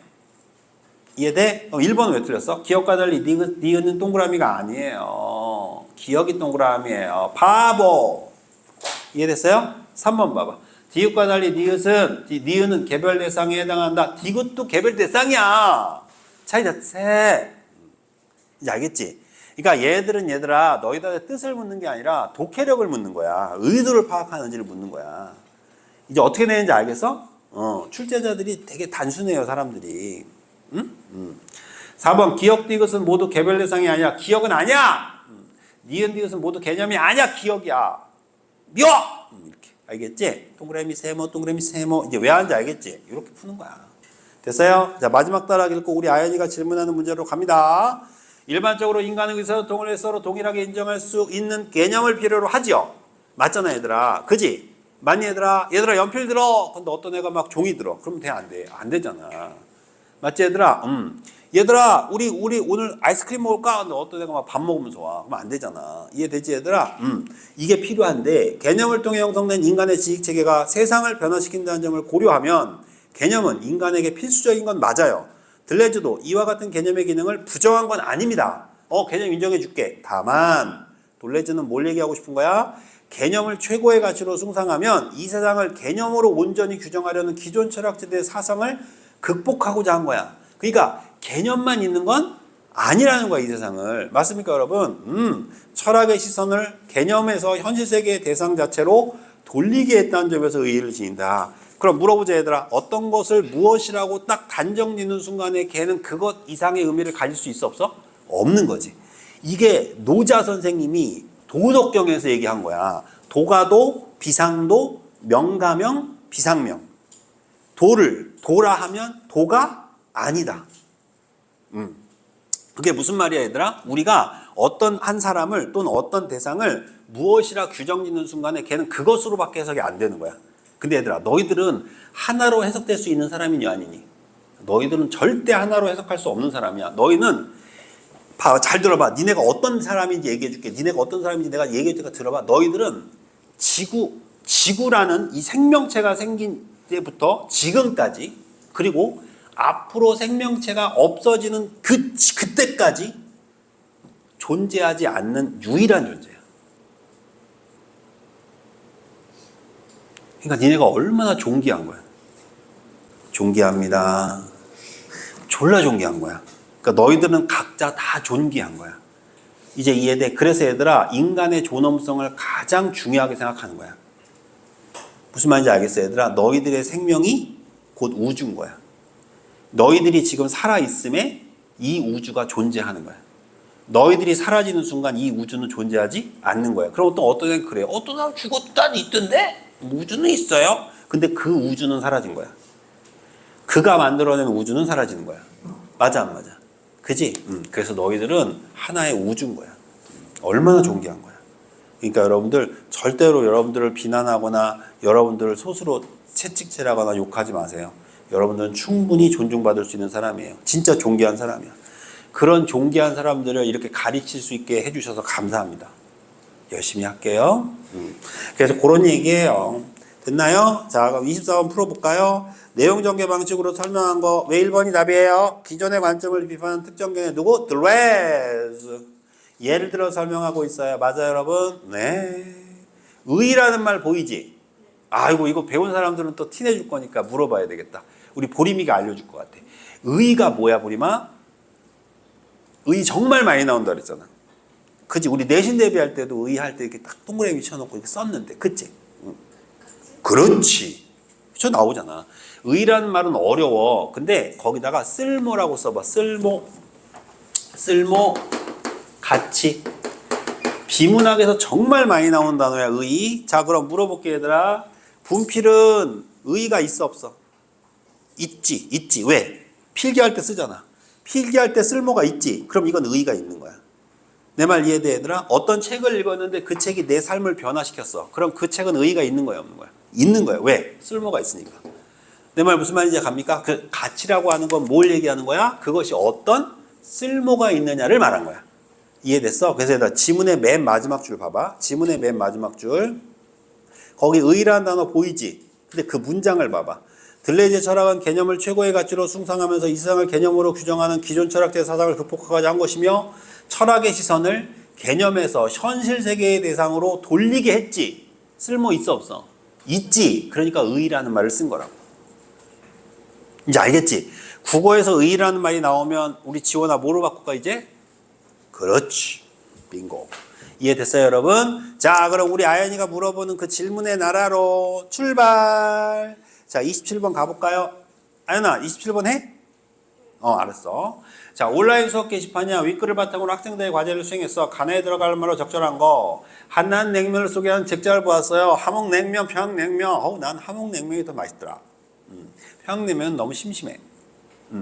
비교해서 내용을 읽고 두 냉면의 면과 육수가 다르다는 걸 알 수 있게 됐어요. 개별적 차이죠. 맞습니까 여러분? 한난 두 냉면의 차이를 분명하게 알게 됐어요. 한난 냉면의 절대적 다름을 알게 된 것이군. 너는 A를 뭐라고 본 거야? 차이 자체. 맞습니까 여러분? 알게 된 것으로 여기고 있으므로 너의 의견 들로즈의 견해에 부합하지 않는다. 그렇지. 이해됩니까 여러분? 정답은 2번. 이해됐나요? 네. 28번 가볼게요. 들레즈가 보일 수 있는 반응은 그럼 얘들아 이 문제 쉽게 풀어볼까 새벽아? 뭐가 되지? 들레즈가 한 말과 일치하는 거 찾아라. 맞죠? 자 그러면 여러분 해결부터 하는데 답이 3번이니까 앤디 워홀 한번 얘기해 볼게요. 앤디 워홀 얘도 사람이에요. 알겠죠? 앤디가 워홀 했나봐요. 미안해요.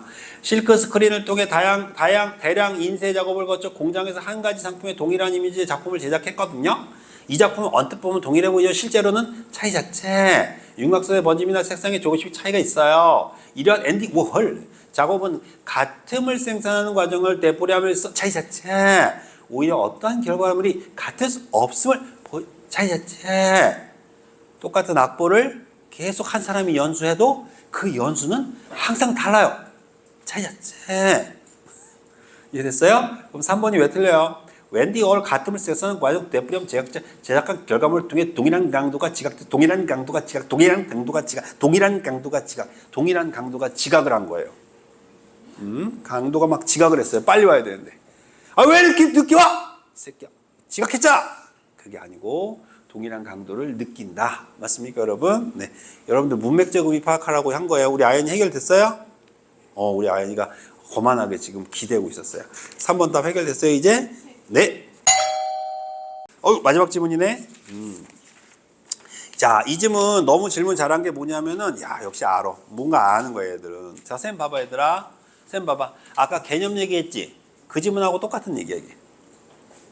한번 연결 한번 해봐. 알겠지, 얘들아? 자, 읽어볼게. 18세기 경험론, 욕 아니에요. 대표적인 철학자 휴먼, 모든 지식은 경험에서 나온다고 주장. 경험 동그라미. 동글동글동그라미. 자, 그럼 모든 지식은 어디서 나와? 경험에서 나와요. 말도 안 되는 소리야. 솔직히 말하면 새빨간 거짓말이에요. 얘들아 우리가 진짜 다 경험했어? 그건 아니야. 이따가 얘기해 줄게. 그거는 이성을 중심으로 진리를 탐구했던 데카르트의 합리론을 비판하고, 데카르트는 뭘 가지고 한 거야? 이성. 맞지 얘들아? 휴먼 뭘 가지고 한 거야? 경험. 맞습니까 여러분? 경험을 중심으로 한 새로운 철학을 구축하려고 했대요. 그럼 물어볼게요 여러분. 경험의 반대는 뭐였던 거야? 이성이었던 거야. 이해됐지? 항상 두 가지 가지고 설명한다는 느낌이 뭔지 알겠어? 자 계속 볼게. 그러나 지나치게 경험만을 중시한 나머지 그는 과학적 탐구 방식, 질레린스카는 문제, 이것에 대해서도 비판했어요. 그럼 물어볼게요. 이것들은 여러분 뭘 가지고 했다고 비판했을까요? 이성을 가지고 해서 비판. 이해돼요? 동성 가지고 해야지. 묻자고 한 소리예요. 여기서 또 동그라미 치고 큰일 나요. 그걸과 휴먼 서양 근대 철학사의 극단적인 무슨 주의? 회의주의. 그럼 왜 극단적인 회의주의일까 얘들아? 뭐만 가지고 해야 된다? 경험. 맞습니까 여러분? 이걸 배제한 거야. 근데 우리는 지혜로운 사람이니까 이것도 같이 하죠? 자, 한번 읽어볼게요. 휴먼, 지식의 근원 경험을 동그라미, 이를 인상과 관념으로 구분했대요. 인상과 뭘로 했대? 관념. 경험은 인상과 관념이 있어요. 자, 그럼 이게 뭔지 볼게요. 인상은 오감을 통해 얻을 수 있는 감각, 감정 등을 말하고, 맞습니까 여러분? 그걸 물어볼게요. 보이는 거, 안 보이는 거? 보여. 그지? 그럼 요건 뭐요? 안 보여. 이런 얘기지. 이 얘기겠지, 그지? 이해됩니까? 관념은 인상의 머릿속에 떠올리는 것이다. 맞습니까, 여러분? 가령 혀로 소금의 짠맛을 느끼는 건 뭐고요? 인상. 왜? 감각적 경험이니까. 머릿속으로 짠맛을 떠올리는 건 뭐다? 관념이다. 그럼 물어볼게요, 여러분. 여러분 머릿속에서 된장찌개 냄새 떠올려 보세요. 이건 관념인 거예요. 된장찌개를 맡아보세요. 이건 인상인 거예요. 이해됩니까, 여러분? 네. 인상은 단순 인상과 복합 인상으로 나뉘는데요. 단순 인상은 단일 감각을 통해 얻은 거고요. 복합 인상은 단순 인상들이 결합된 인상이에요. 따라서 짜다는 단순 인상에 짜다와 희다의 단순 인상들이 결합된 소금의 인상은 복합 인상입니다. 이제 이해됐죠, 여러분? 오케이. 짜다는 맛과, 즉 미각과 희다라는 시각이 연결돼 있잖아. 그리고 단순 인상을 통해 형성된 관념을 단순 관념, 복합 인상에 대한 관념은 복합 관념. 흉은 단순 인상이 없다면 단순 관념은 존재하지 않는다고 보았다. 당연하지. 맞습니까, 여러분? 왜? 인상이 있어야 뭐가 있어? 관념. 칠판 봐. 이거 할 줄 알면 진짜 잘하는 거야. 인상이 있어야 관념이 있다. 다른 말로 바꿔. 지문에 있는 단어로. 우리 하성이가 했으니까 해봐. 인상이 있어야 관념이 있다. 다른 말로 바꿔. 경험해야 관념을 만들 수 있다.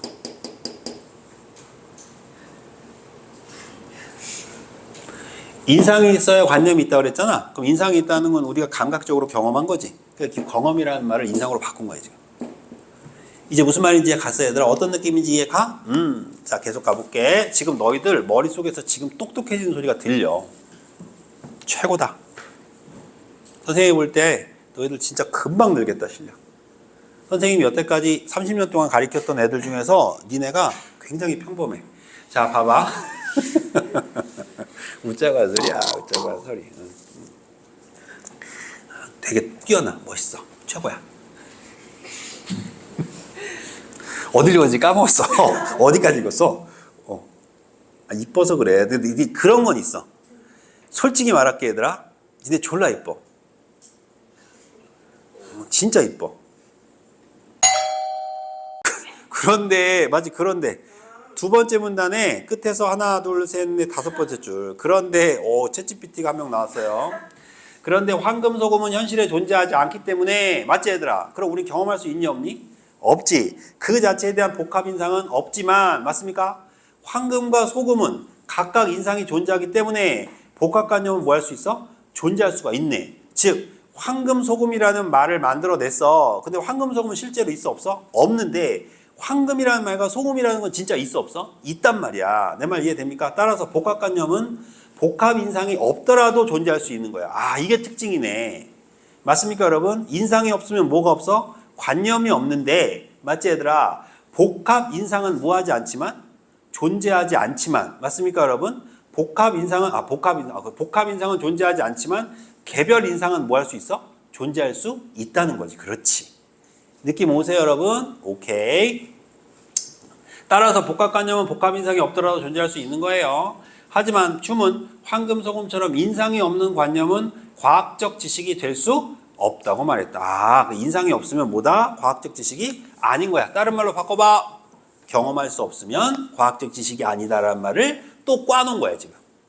괜히 요 말 써놓고 뻘쭘하지. 그러니까 너희들 독해력 테스트 해야 되잖아. 그 같은 말 써놔? 경험할 수 없으면 아니야.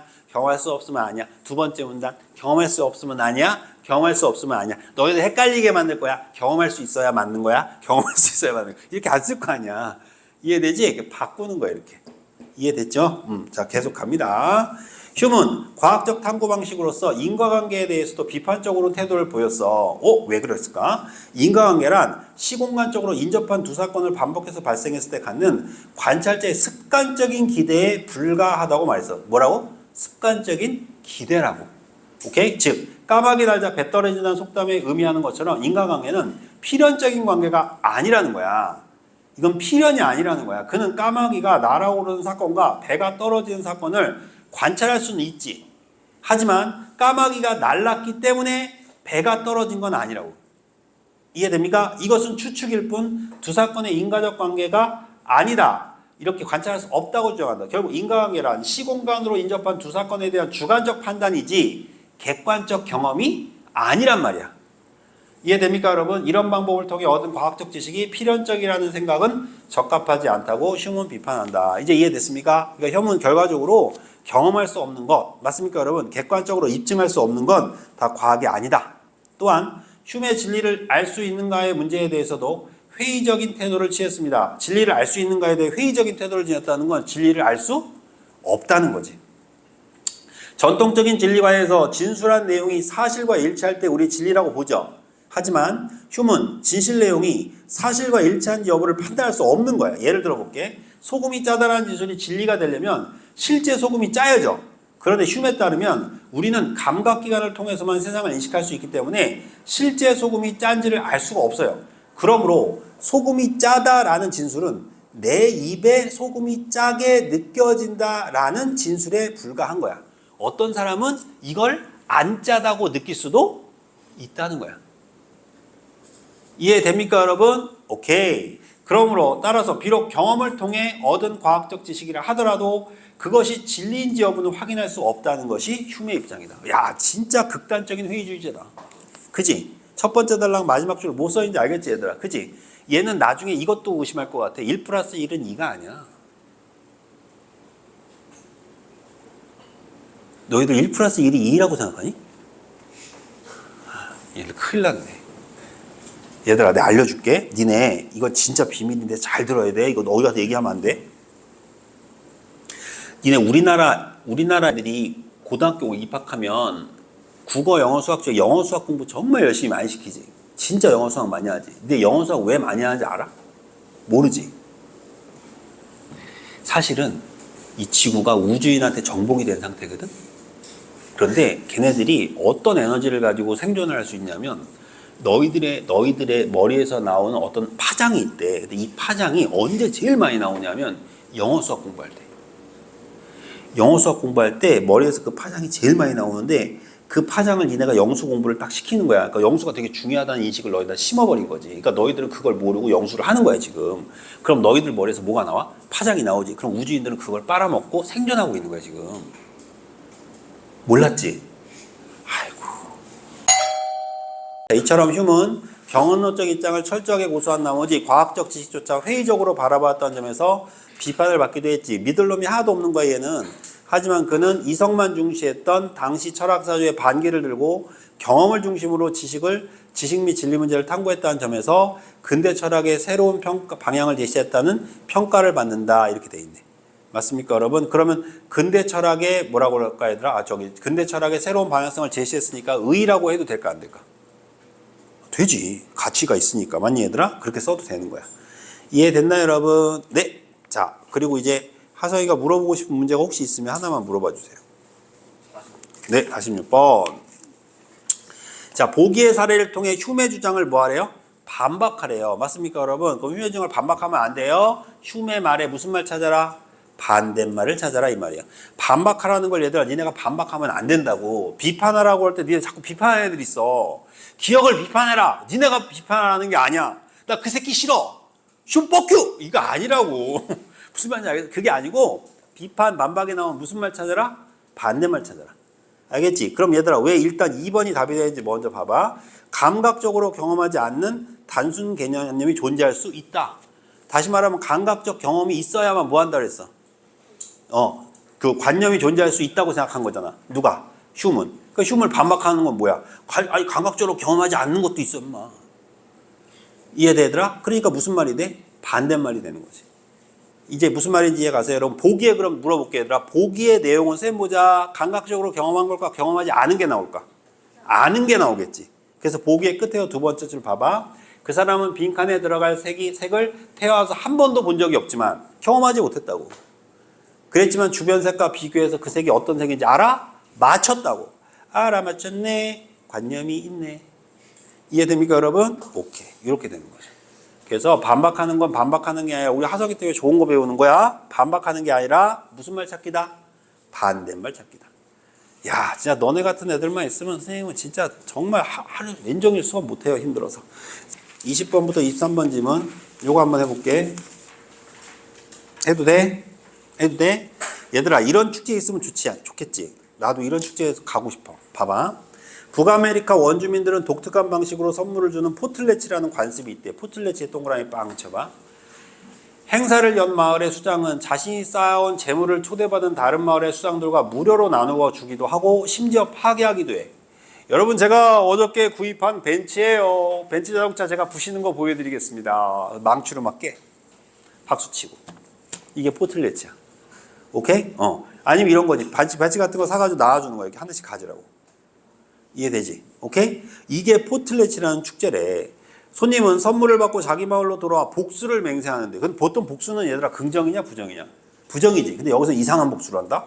복수의 방법은 그동안 선물을 준 사람에게 답례 포틀레치를 열어서 자기가 받은 것보다 더 많은 선물을 주는 거야. 우리 보림이한테 선생님이 생일 축하해 그리고 아이스크림을 했더니 선생님한테 아이스크림 가게를 사주는 거야. 선생님, 나 생일 선물로 아이스크림 사줬죠? 받고만 있을 순 없지. 아이스크림 가게를 사드리리라. 이렇게. 얼마나 멋있어? 무슨 말인지 알겠어? 너희들한테 예를 들어 음료수 사줬더니 음료수 공장을 사주고, 근데 도라에몽 그거 먹고 쪼꼬몽 사줬더니 쪼꼬몽 회사를 인수해가지고 날 주는 거야. 얼마나 멋진 축제야. 그럼 그 다음 볼게. 초기 인류학자들은 밑줄치고 별표. 얘들아, 이거 하나 챙겨. 이거 하나 팁 하나 알려줄게. 진짜 열심히 하니까. 이렇게 지문 읽다 보면 초기에는 이런 말들 등장하면은 이건 무조건 비교대줘요. 얘들아, 초기라는 말을 왜 쓸까? 후기가 있으니까. 그러니까 만약에 비교대조를 안 할 거면 초기라는 말을 안 쓴다고. 그냥 인류학자들은 이렇게 쓰겠지. 느낌 와, 안 와? 느낌 알겠지? 이게 센스야, 이게. 이런 언어 센스가 좋은 애들이 있어. 포틀레치의 관습은 자신의 제사에 대가 없이 자발적으로 준 일반적인 증여에 파악하고 위신을 얻기 위해, 즉 다른 사람한테 신뢰를 얻기 위해 재산을 탕진하는 비합리적인 생활 양식으로 이해했다. 우리가 봐도 그렇지 않니? 되게 비합리적이잖아. 하지만 모스와 레비스트로스는 같은 후대 인류학자들은 포틀레치의 호혜적 교환행위로 봤다. 호혜적 교환행위 밑줄 쫙 돌려. 호혜적 교환행위가 뭐야? 오늘 배웠는데. 아하이. 몰라요. 그렇지.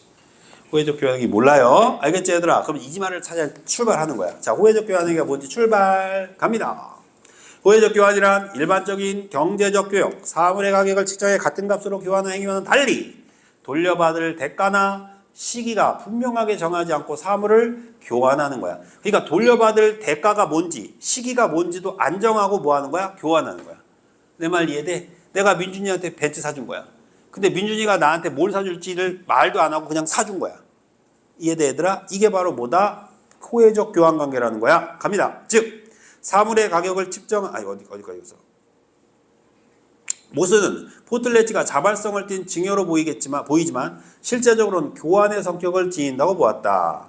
왜냐하면 선물을 받은 사람은 의무적으로 답례를 해야 할 뿐만 아니라, 그지? 아까 보니까 무조건 복수해야 되잖아. 이해돼? 의무적으로 답례를 해야 할 뿐 아니라 더 많은 선물을 돌려주어야 하기 때문이다. 맞습니까?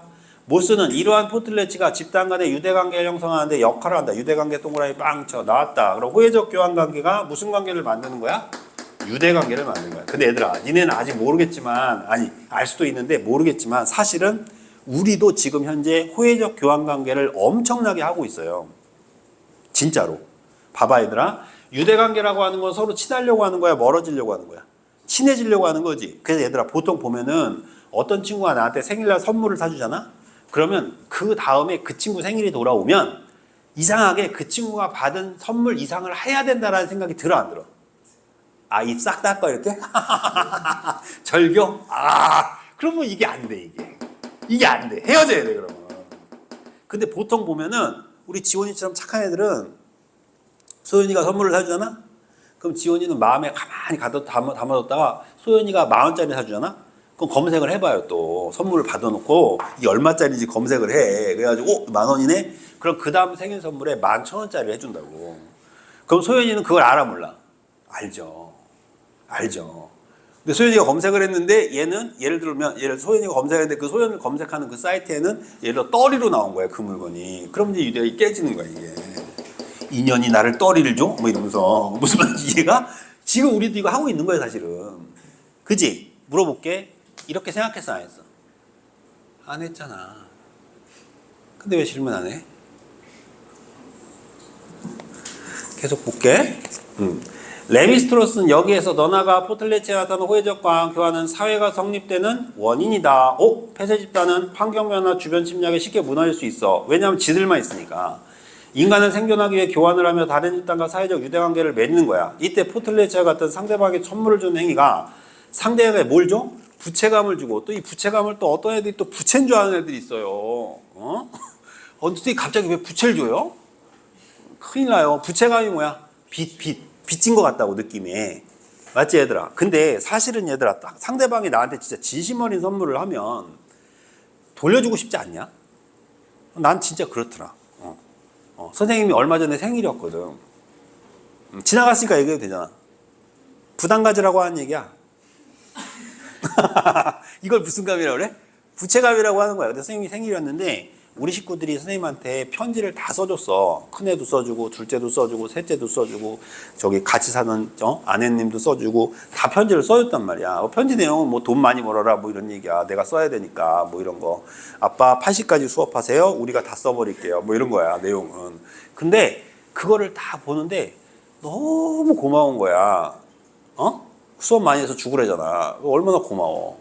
너무 고마운데 마음속에서 어떤 부채감이 들었냐면 나도 얘네들 생일 때 편지를 써줘야 되겠다. 그리고 선물로 사줬을 거 아니야. 선물로 사줬을 거 아니야. 가격 검색해봤을까 안 해봤을까? 내가 자식들이 주는 선물을 검색을 해? 에이 그건 아니야. 근데 대충 얼마인지는 알지. 느낌으로 알지 이렇게.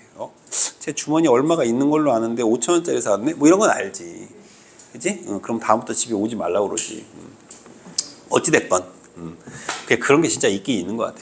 그래서 레비스트로스는 여기서 더 나아가 포틀레츠의 호혜적 교환은 사회가 성립되는데 폐쇄적 집단은 환경이 심하게 무너지니까 생존하기 위해서 교환을 한 사회적 유대를 맺어야 돼. 이때 포틀레츠 같은 상대방에게 선물을 주는 행위는 부채감을 주고 여기까지 읽었지? 이 부채감, 부채가 거기까지 갔구나. 부채감이 다시 선물을 주는 행위로 이어지게 돼서 교환이 이루어지는 거야. 한편 다른 집단과 동맹을 맺는 가장 좋은 방법은 그 집단과 결혼을 하는 거거든. 그래서 레비스토로스는 교환을 위해 친족 간의 결혼을 금지한 거야. 그러니까 친족 간의 결혼을 하면 다른 마을로 결혼해 안 해? 안 하지. 그럼 유대관계 맺어 못 맺어? 못 맺지. 그러니까 유대관계 때문에 친족 간의 결혼을 금지하기 위해 우리 부족의 사람은 다른 부족으로 넘어가고 새로운 사람이 우리 부족으로 들어오는 호혜적 관계가 형성됐단 말이야. 이제 왜 그런지 알겠어? 자, 그럼 일격세에 대한 이야기를 좀 해주자. 내일 올릴게. 내일 올리는데 내일은 이제 다음 주는 서양 철학이 아니라 동양 철학이야 얘들아. 매일매일 한 지문씩 하는데 선생님이 원래 두 지문씩 하다 한 지문씩 줄인 이유는 새벽아 뭐 때문이었지? 습관 만들기. 그래서 월요일부터 금요일까지 매일매일 윤체 한 지문씩 풀어야지 몰아가지고 5지문 풀면 안 돼. 알았지? 그리고 매일매일 풀다가 선생님 전 좀 양 좀 늘려주세요. 조금 더 하고 싶어요 하는 친구들은 코칭할 때 선생님한테 얘기하시면 제가 개별적으로 다른 거를 선택해서라도 풀 수 있게 해줄 테니까 일단 기본적으로 이 숙제에 먼저 충실하세요.